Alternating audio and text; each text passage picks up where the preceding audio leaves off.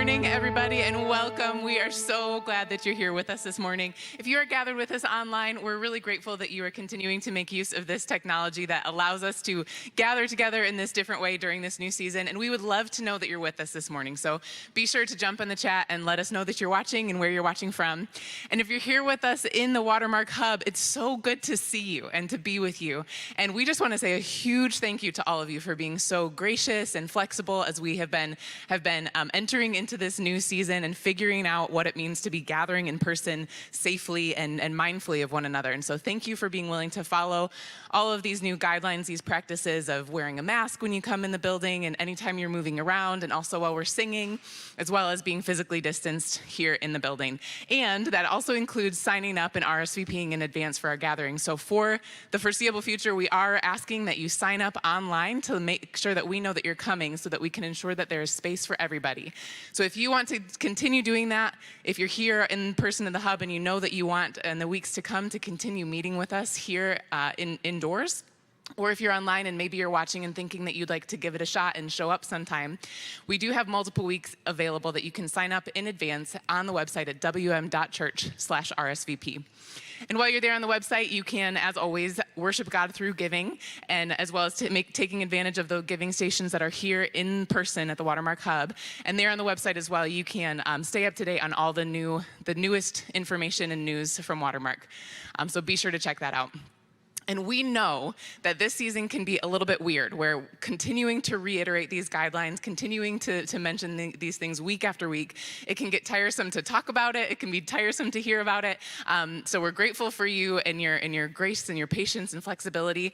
But we also wanted to take some time this week to just lighten things up a little bit, because we know that going over those things, even though it's necessary, it can become kind of heavy feeling when it just is always so serious. And so today we're going to be doing something a little bit different, and we have our one and only Brad Zimmerman, who's going to join us on the stage today for an activity this morning.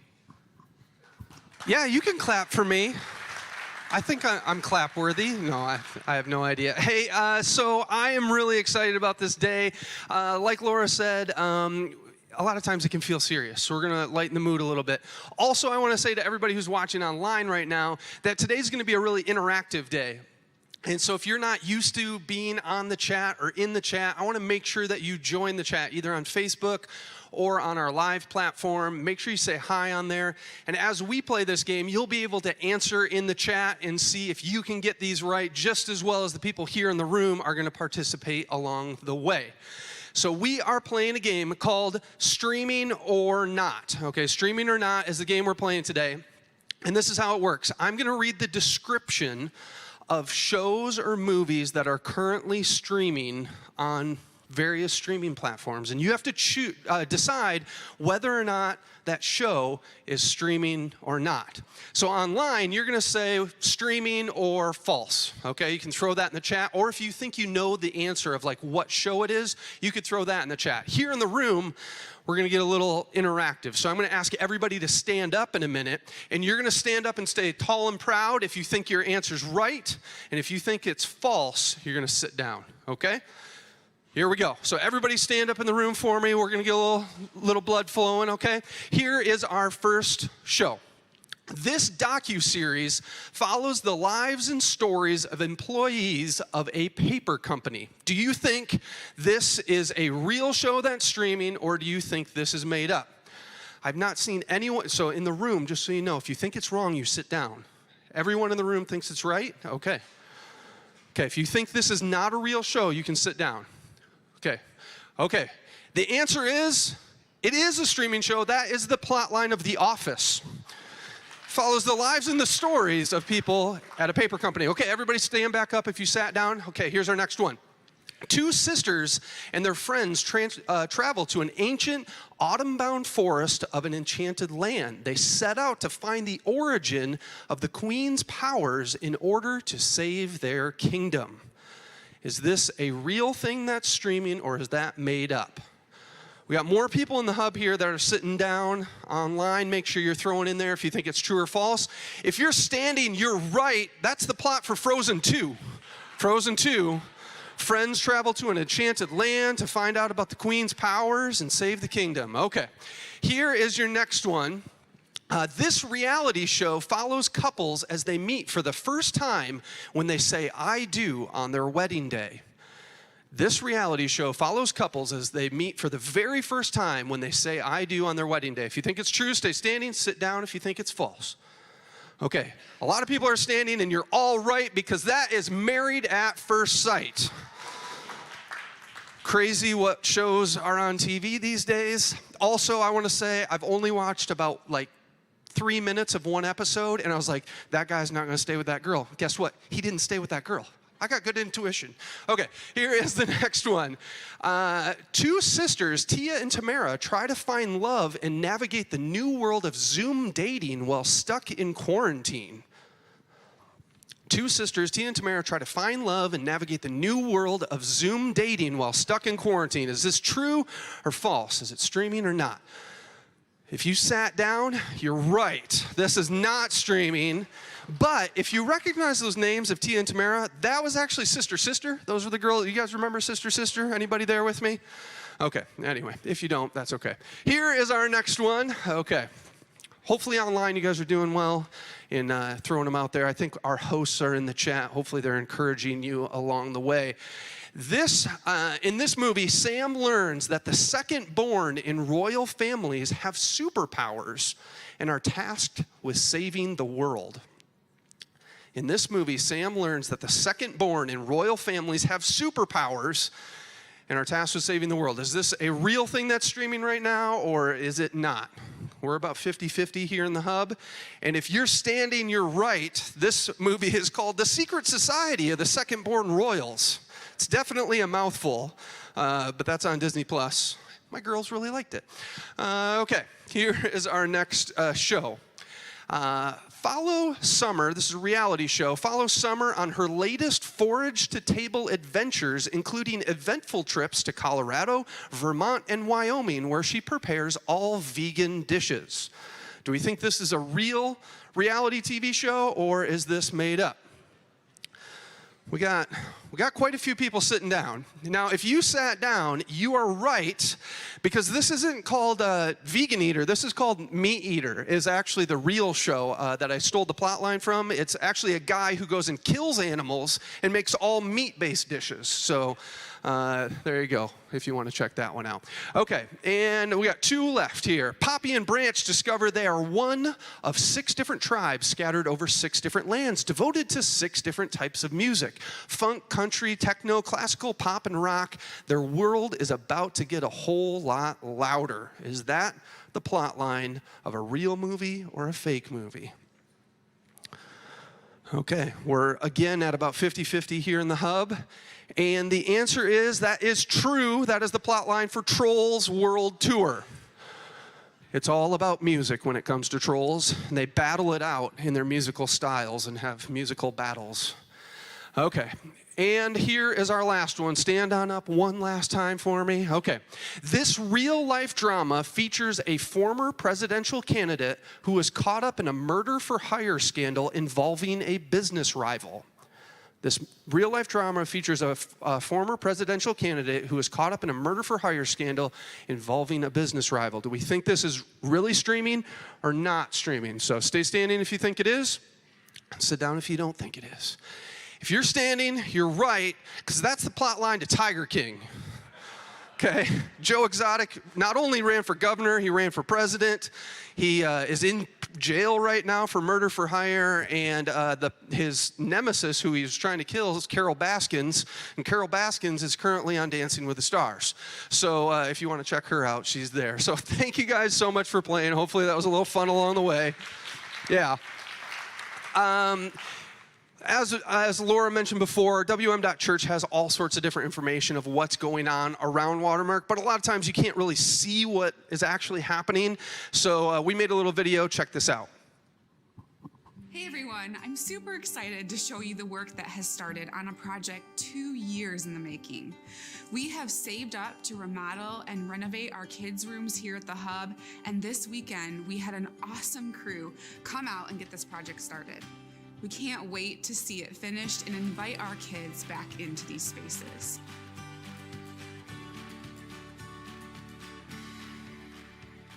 Once this room is completed, we will be ready to resume Surf City on Sunday mornings, but we need your help.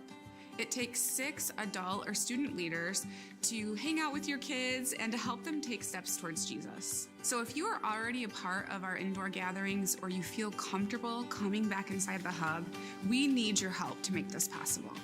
There really is no Surf City without you and your investment.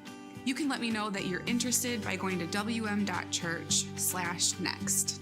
We would also love to bring back coffee and drinks to our in-person gatherings. But currently, most of that team is greeting at our doors and helping us safely engage. If we could get 10 more greeters, that would free up our hospitality team to serve coffee and drinks again. We can't do this alone. So take a step back in by serving with our kids or greeting at wm.church/next. We need each other during this season, and we can't wait to see what God does in and through us. All right, so I can see all of you are getting out your smart devices and signing up right now. That's awesome. Go ahead. If it's free, it's all right. You won't miss a whole lot because I've got a quiz for you too to start off our message today. We're in Jonah, and we are now in chapter 2. We left Jonah just being thrown overboard from the ship that he was trying to escape on. Here's my question, though. Here's the quiz.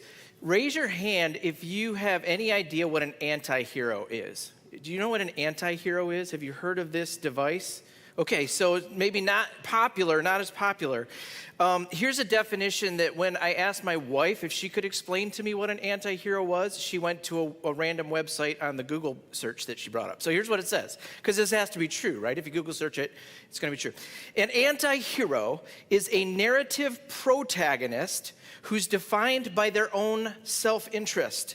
They often feel rejected by society, and they veer down on a self-destructive path that results in isolation or death. More often than not, anti-heroes are destined to fail and become destitute in the lowest pits of loneliness. That sounds like an uplifting movie, right? Or book, which got an anti-hero as its central character. So if that's the definition, can any of you just name really quick in the chat or right here in the room? Can you name an anti-hero for me? Maybe in popular culture. Anybody got one come to mind? All right, I'm going to give you a few. Maybe prompt the old brains to go. Here's a few. Jack Sparrow. House, Dr. House. Walter White. I don't know this one. He's from Breaking Bad, but my wife tells me anti-hero. So basically people that you love to hate, but you find yourself rooting for them even though they're not like appealing characters, right? Michael Scott from The Office, anti-hero. Jay Gatsby from The Great Gatsby. John Wick, Deadpool and Wolverine, for those of you who are the Marvel universe. Here's my favorite one. Johnny Lawrence. Have any of you guys been watching Cobra Kai, streaming that? It's a remake. It's what happened 30 years in the future from Karate Kid.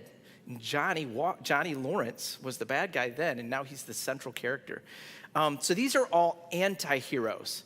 You really have a hard time rooting for them, and yet you find yourself beginning to maybe understand and sympathize with their plight. So I'm sure you've already seen where I'm going with this. Jonah is an anti-hero. Like the original audience in reading this book would have very much identified with him. He's a man of God, a prophet, a Hebrew of Hebrews. We can understand where he's coming from, but he's bumbling. He's making all of the wrong moves. He's doing all of the things that a prophet would not do.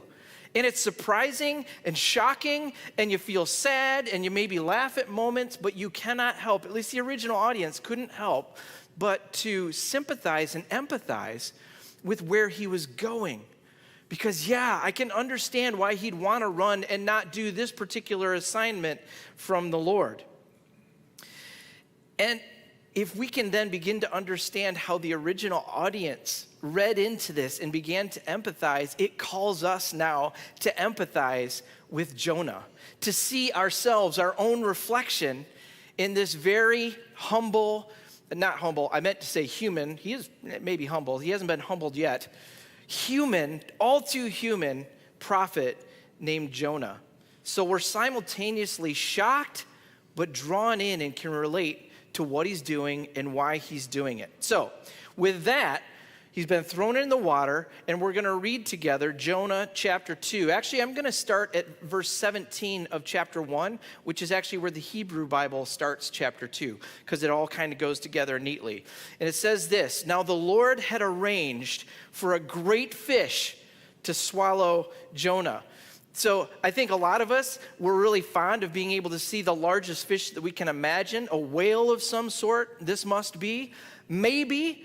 But this isn't what the Hebrew people probably got caught in their imagination. It's really interesting as I got into what this great fish might have been. The whole point of going into a study like that is to come out on the other side understanding that the reason why the author talked about it in the way that he or she did was because it brought up a key distinction between how the surrounding nations, including Assyria, would have perceived a great fish and how Israel perceived a great fish. You see, in the Jewish people translated their scriptures from Hebrew into Greek 100, 200, 300 years before Jesus came on the scene. And when they translated it into Greek, they used a word katos for great fish that meant beast. It meant monster of the deep. And what was in the imagination of the surrounding nations as they read this was a very evil creature, an unpredictable creature, a dangerous creature or monster. It even represented an evil god of the seas to some of the surrounding nations. And yet you drag it into here, and what Jonah eventually encounters as God prepares a great fish is that it's just a part of creation. It's just another animal of the created order that God interacts with and utilizes to bring about his purposes.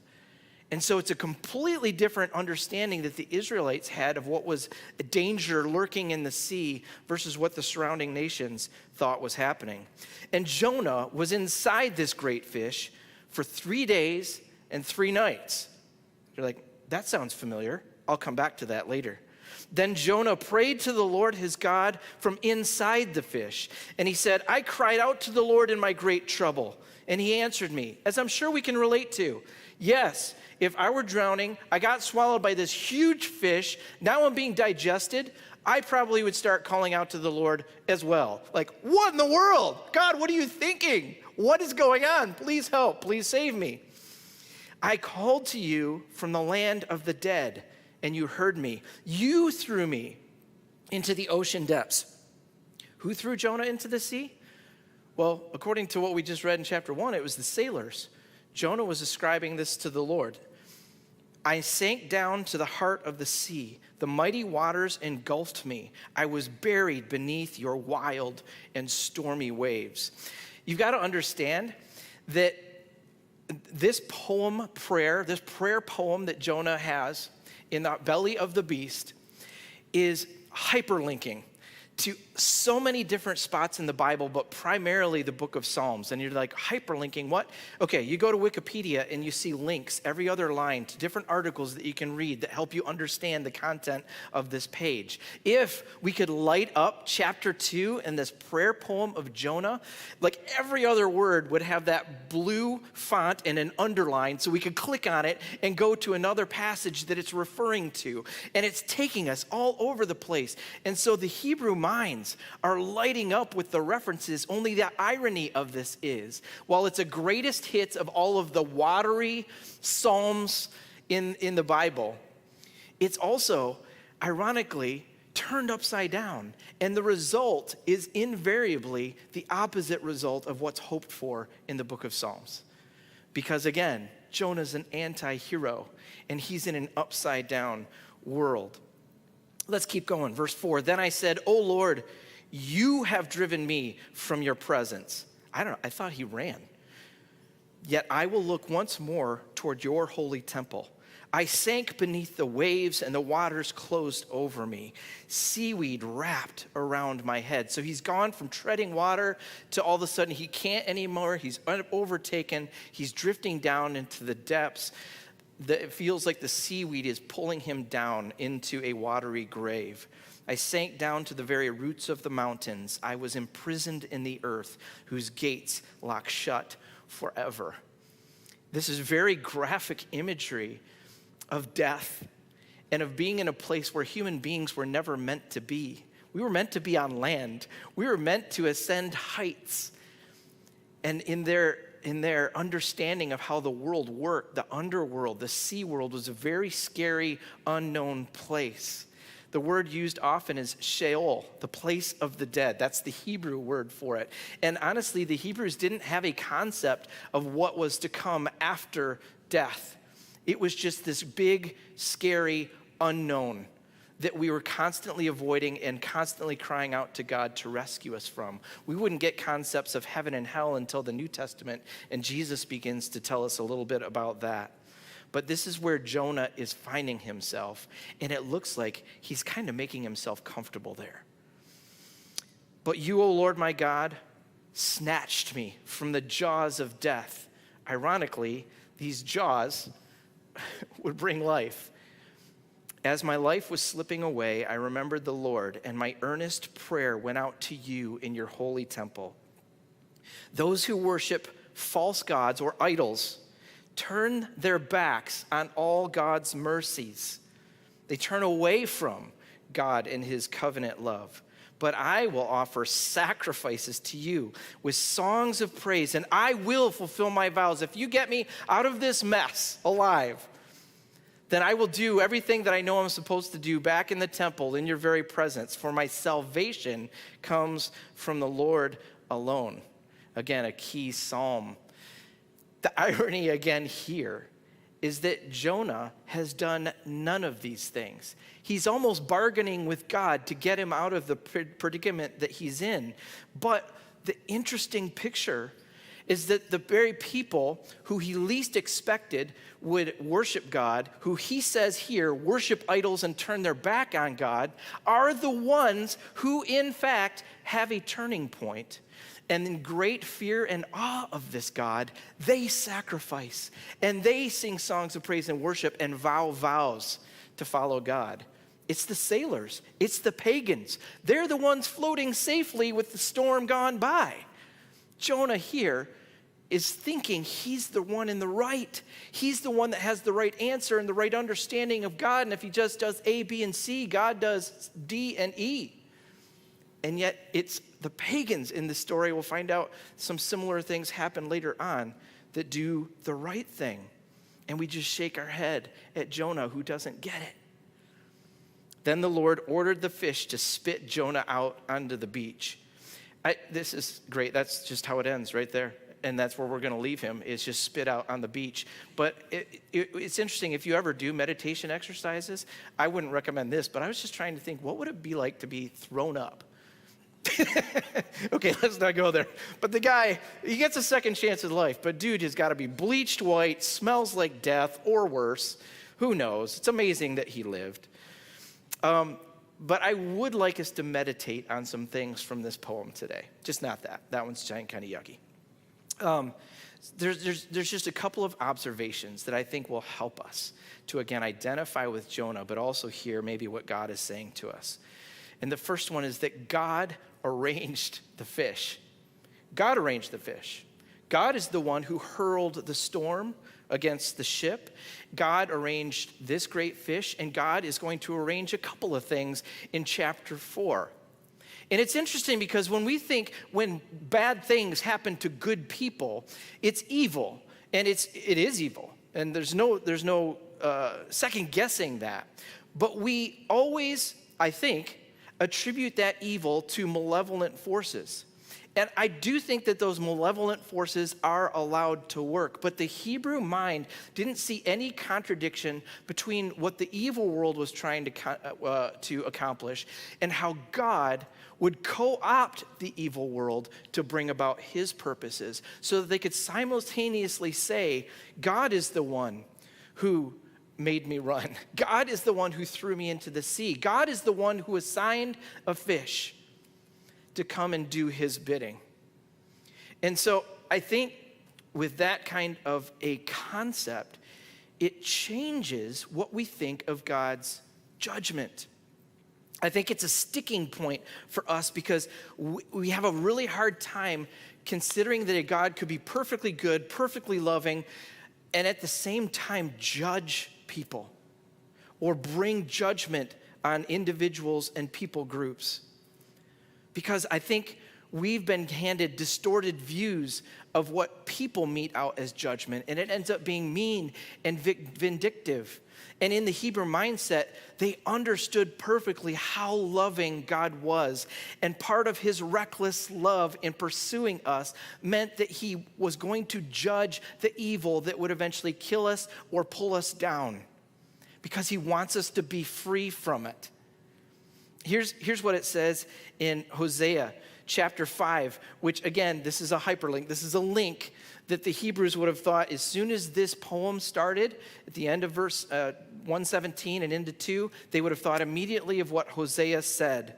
When Israel and Judah saw how sick they were, Israel turned to Assyria, to the great king there. This is ironic. When they were in trouble, they went to the superpower next door looking for some handouts or for some help, but he could not neither help nor cure them.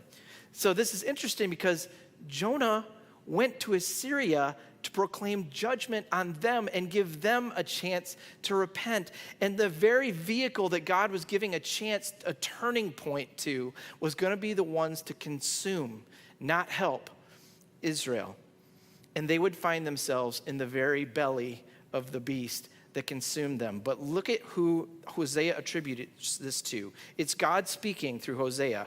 I, the Lord, will be like a lion to Israel, like a strong young lion to Judah. I will tear them to pieces. I will carry them off, and no one will be left to rescue them. Then I will return to my place until they admit their guilt and they have a turning point. They turn to me.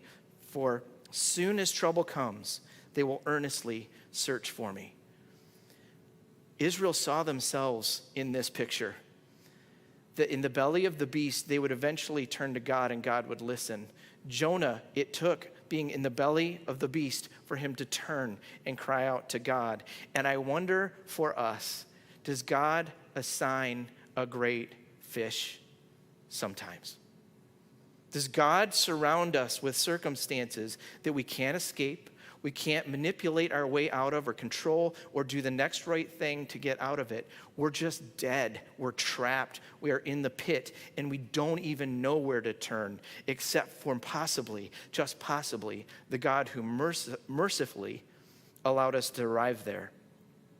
Jonah isn't surprised that this is where he's at. He's actually welcomed it. He's preferred it to the alternative, which to him would have meant that he would lose his reputation, and an evil people that he knew were evil would get a second chance, and that God would probably be merciful and gracious to him. God, in judging, hopes to alleviate us and strip away from us the things that will ultimately be our own demise. But sometimes we're just unaware of it. I found it interesting to think through the fact that in previous generations, and every generation that I know of, and I didn't do a ton of research on this, but it just seems true that with plagues and what we call pandemics now, the people who follow and worship God have always seen them as some kind of a judgment, as God weeding some things out, or as God pointing some things out that just aren't right, that are going the wrong way. And I have a really hard time seeing maybe a pandemic as God bringing good out of it through evil circumstances. I really do. But again, the Hebrew people didn't have any trouble thinking that there might be God's mercy and love at work in the middle of really difficult circumstances. So I don't feel like I can convince you of this. I just want to point it out as a possibility. And if it's a possibility that God has surrounded us with difficult circumstances in this time, that we happen to be in the belly of a great fish, then what should our response be? And what might God be saying in this moment? So Another thing that I want us to meditate on is that that's a possibility that I think we should consider. But if it's true, then we might want to consider this. Jonah was oblivious to the idols in his own life.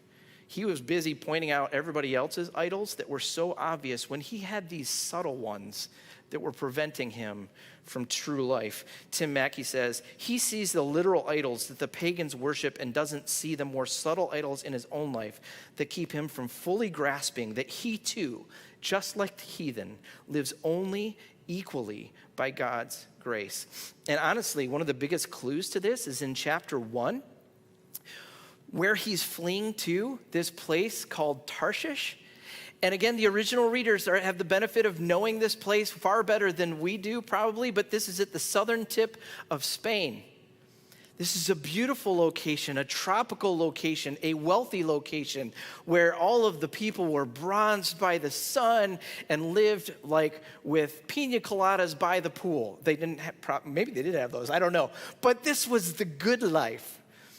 Jonah was trying to get to his own Eden. He was trying to create his own paradise in the middle of God surrounding him with a call that was really, really uncomfortable to go to people that you don't like and that don't like you, that are in fact evil, that I have a problem with how they operate and what they're doing, yet I want you to go and bring a message of hope, that there's a turning point for them. And Jonah's like, I don't want to go to China or Russia or Saudi Arabia or any other place that's not America that we might think is like, I would rather not visit there, let alone live there and try and bring about change and the good, right? And I don't know, I just throw out some countries just randomly that we tend to think of as enemy type countries because we'd really rather just book a first class trip to Hawaii, right? I look at Lolo because she's lived there for a little while and she's taught me how to say Hawaii. Because that's where it would be so much easier, so much nicer, so much more comfortable.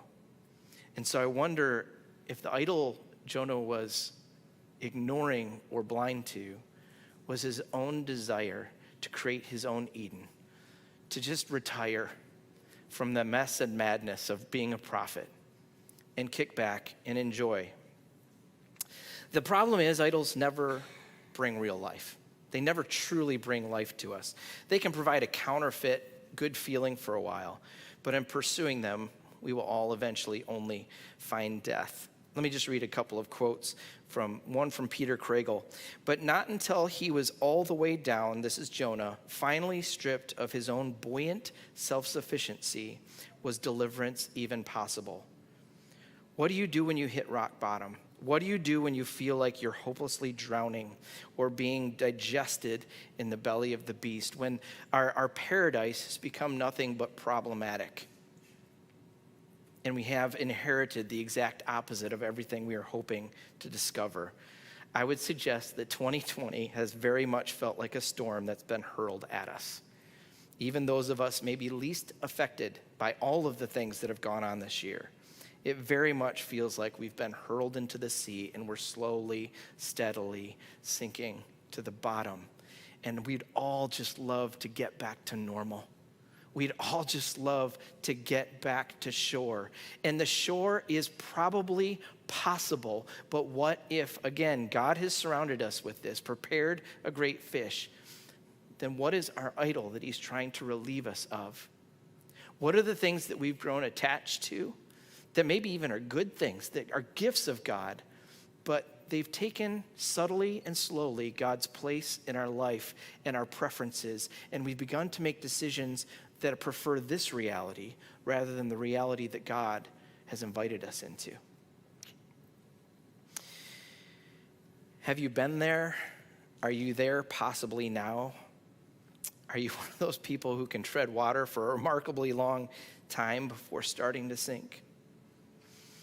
I've talked to some people within Watermark, and it's been really cool to hear how I believe they've seen God's hands at work in this incredibly difficult season or in other difficult seasons.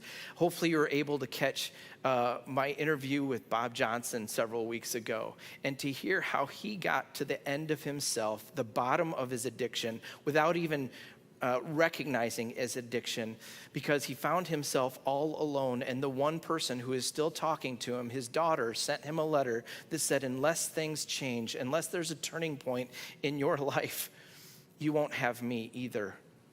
And all of a sudden, the crushing reality of loneliness set in, and the turning point was him beginning to look for community where he could find healing.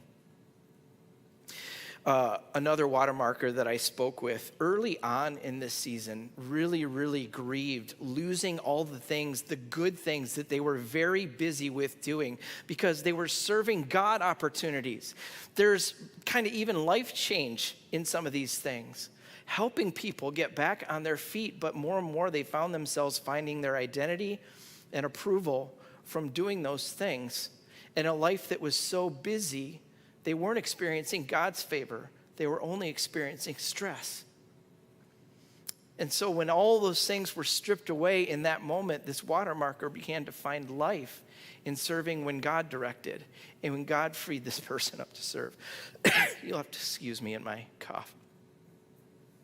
It's not COVID. I was tested. It's asthma. Just got to say that out there. I cough constantly. Another couple who had life very, very comfortable heading into 2020. And yet then when the COVID and the quarantine and all these things hit, now all of a sudden it's just survival. It's just survival instincts that take root. And you're just doing what it takes to get by, binging on Netflix, just entertaining yourselves away until hopefully this blows over, right? But then in the middle of it, having this incident with George Floyd and the racial discussion and upheaval that we're experiencing in this nation, this particular couple felt like it was an opportunity to step into and move into that conversation that they were very unfamiliar with, in hopes that they might participate with bringing redemption and good and a turning point in that conversation. One other watermarker read the book, The Ruthless Elimination of Hurry.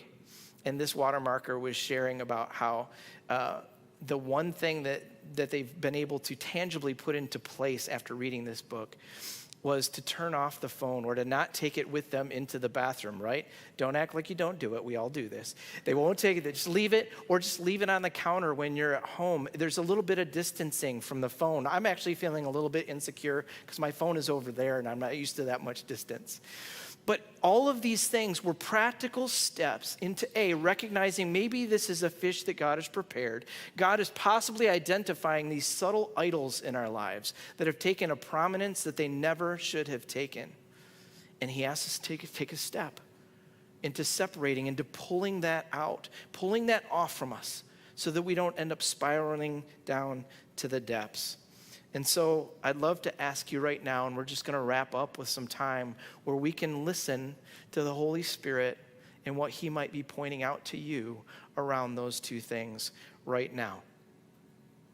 Based on Jonah's life, I'd like to suggest to you that God is asking us to avoid some of Jonah's mistakes. Now again, these are just some ideas that I came up with to help you get you started. But the Holy Spirit might bring to mind some completely different things. So really, this is, what is he bringing to mind and to heart right now? Is he possibly calling us to slow down and to stop running to where it's comfortable and sunny? I know that's where I'd rather be. Is he waking us up from our attempt to just hibernate until it all blows over? Is he throwing us a flotation device that rescues us from our entrenched nationalism or our tendency to group people into friend or foe, good guy or bad guy, us or them? Is he preparing a fish to help us die to our addiction to perfectly good things and to our habits of self-comforting, whether organizationally or individually? He wants us to turn to him, and this is our turning point. Will we allow him to strip away the death and the unhealth that clings to us? So during this next song that the band is going to be singing, I'd love for us to just reflect and to listen. I mean, if you feel like you've got this under wraps, you know where you're headed, you know what God has been saying. then maybe sing along. But for the rest of us, just see, as the Spirit brings something to mind, is there a picture, is there a thought, is there a verse, is there a experience that you've had that he brings to mind where he wants to point out something he's inviting us to pull away? And I'd say if you're bold enough, whether here or online, you can share that in the chat, because we're a faith family that we can lean into each other with this. We can commiserate with each other in this. We can see ourselves in each other in this. So here's the questions I'll just read really quickly that I'd love you to meditate on as Jeff and Christine sing. Ask God to identify any things that you've been pursuing that have taken his place in your life. Ask God what things he may be wanting to pull away from you to free you. Have you been frustrated, hurting, alone, fearful, worried, angry, just wanting to escape? If so, then ask God to reveal what's at the source of those feelings, and ask for his perspective on them and what his perspective might bring to you in that moment.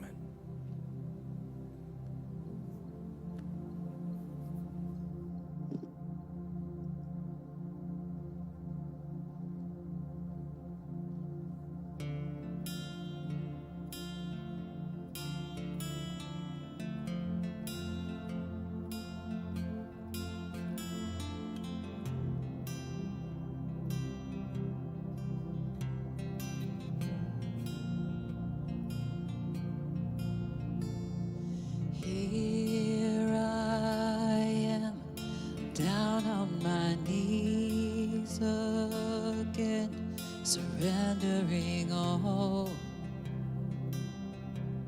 surrendering all. Find me here, Lord, as you draw me near, desperate for you, desperate for you. I surrender.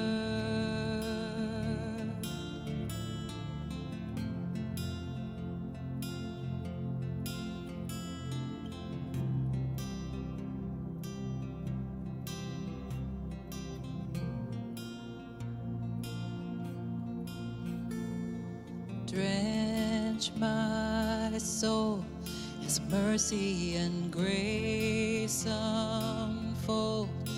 Hunger and thirst, I hunger and thirst.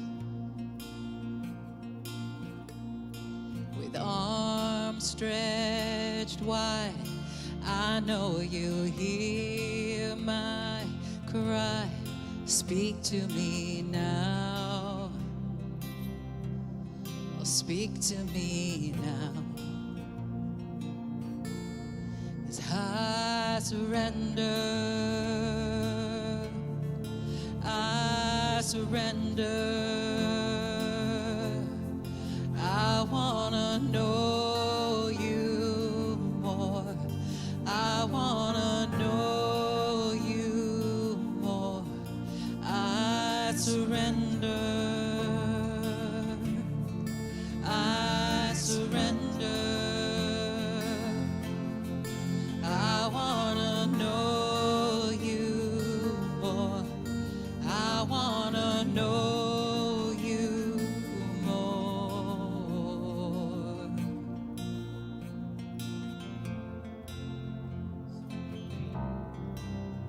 Hopefully God's been giving you some kind of ideas, some thoughts. I know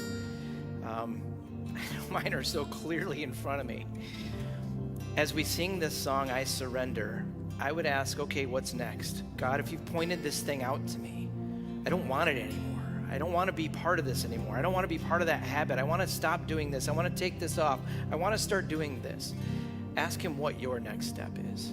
So in these next, as we sing the rest of this song, again, revealing what he's wanting to give us freedom from, but ask God, okay, what's my next step? Is there a practical, tangible step that I can take even today that you're asking me to take?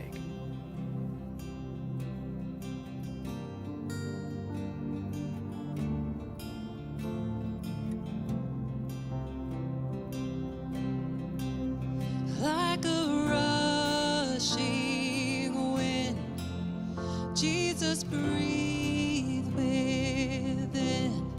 Lord, have your way. Lord, have your way in me. Like a mighty storm, stir within my soul. Lord, have your way.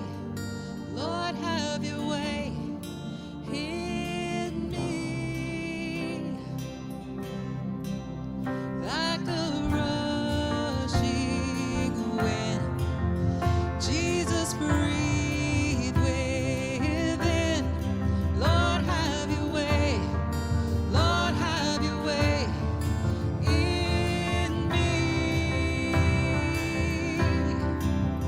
Like a mighty storm, stir within my soul. Lord, have your way. Lord, have your way in me.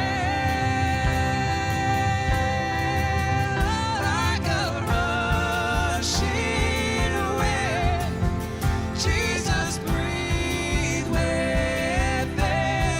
Lord, have your way. Lord, have your way in me. Like a mighty storm, stir within my soul. Lord, have your way. Lord, have your way in me.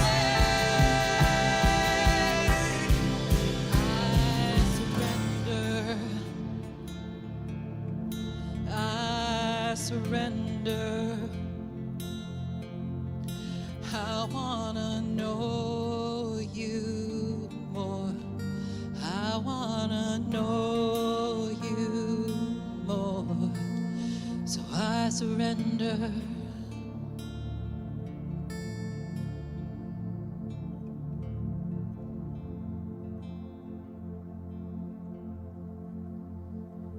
So, Father God, we lay these things at your feet, and I pray that you would empower us by your Spirit to take the steps necessary that you're asking us to do.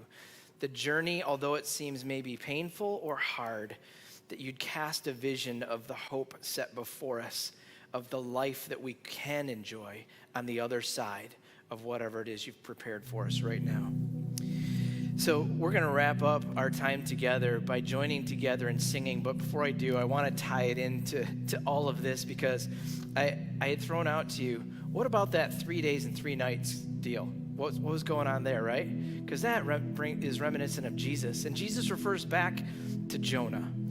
But 3 days and 3 nights, or on the third day, is actually a motif throughout the Hebrew Scriptures that is nearly always about a journey, a harrowing journey near or into death. And you just have to trust me on that one. You can look it up, but nearly always brings us near to death. But in Jonah, it begins to turn, and there's maybe hope on the other side of death. And we see that echoed in Hosea, the passage that I read before, where Assyria actually becomes the beast that consumes Israel and Judah. On the very next page of Hosea, here's what it says, chapter 6. Come, let us return to the Lord, for he has torn us to pieces, but now he will heal us. He has injured us, but now he will bandage our wounds. In just a short time, he will restore us so that we may live in his presence. And this is where my favorite version, the New Living Translation, doesn't give us the full picture of what's going on with that phrase, just a short time. Here's what it says, a more literal translation from the Hebrew. Come, let us return to Adonai, for he has torn us and he will heal us. He has struck us and he will bind our wounds. After 2 days, he will revive us. On the third day, he will raise us up, and we will live in his presence. What happens when the tomb becomes a womb? When the place of our death becomes the spot where life begins to happen, and there's hope on the other side. That is resurrection. And that's what Jesus said he was the first fruits of, and says that we can experience it now. So would you stand up and mask up and join us as we celebrate the resurrection that we can live out right here and right now.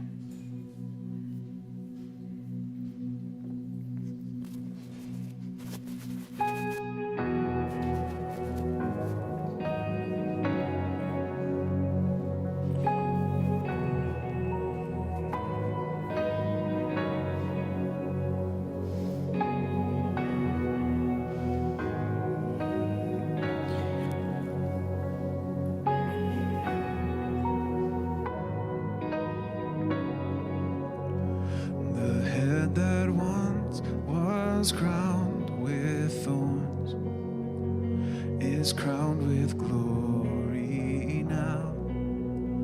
The Savior now to wash our feet. Now at his feet we bow.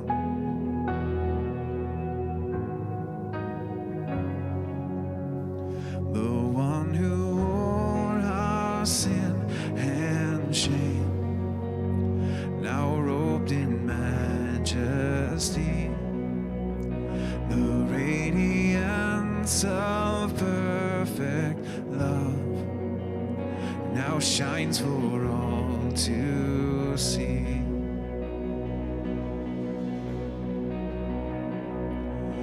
Your name is victory.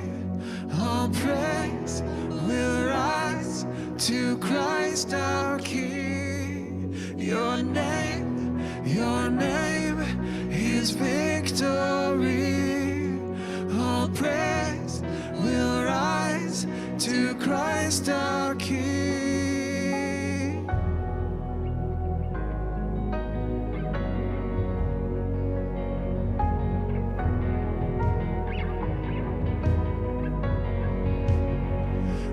Fear that held us now gives way to him who is our peace. His final breath upon the cross is now alive in me. Your name is victory. All praise will rise to Christ our King. Your name is victory. All praise will rise to Christ our King.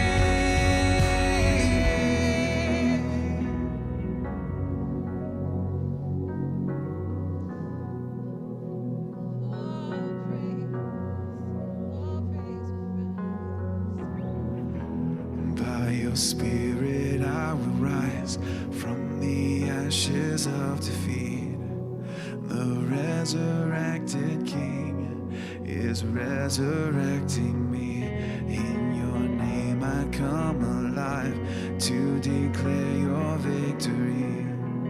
The resurrected King is resurrecting me. By your Spirit I will rise from the ashes of defeat.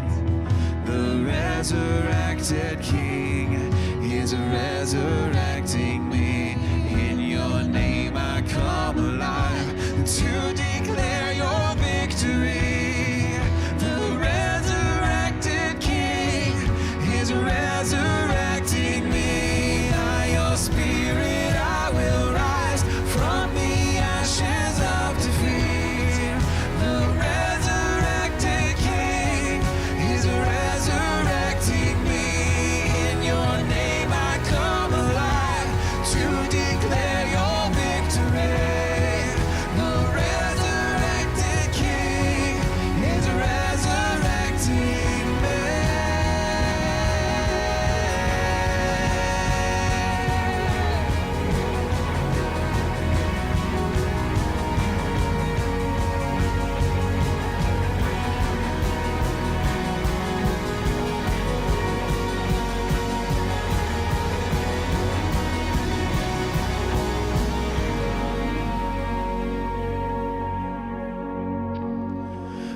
tomb where soldiers watched in vain was borrowed for 3 days. His body there would not remain. Our God has robbed the grave. Our God has robbed the grave.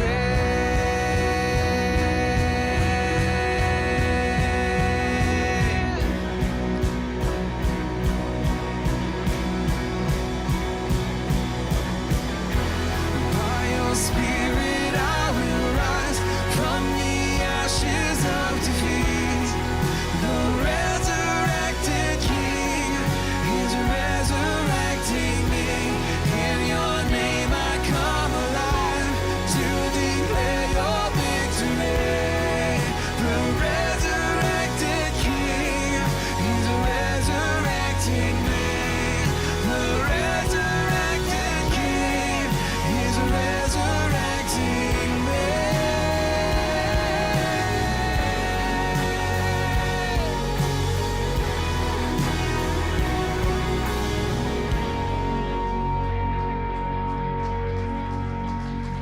Amen. What an incredible and powerful truth for us to remember together today, that we worship a God who is alive and a God who brings us to life as well. Thank you for joining us. Just as a reminder, if you're interested in joining us here in person for a future week, head on over to wm.church/RSVP and let us know that you're coming. Have a great week.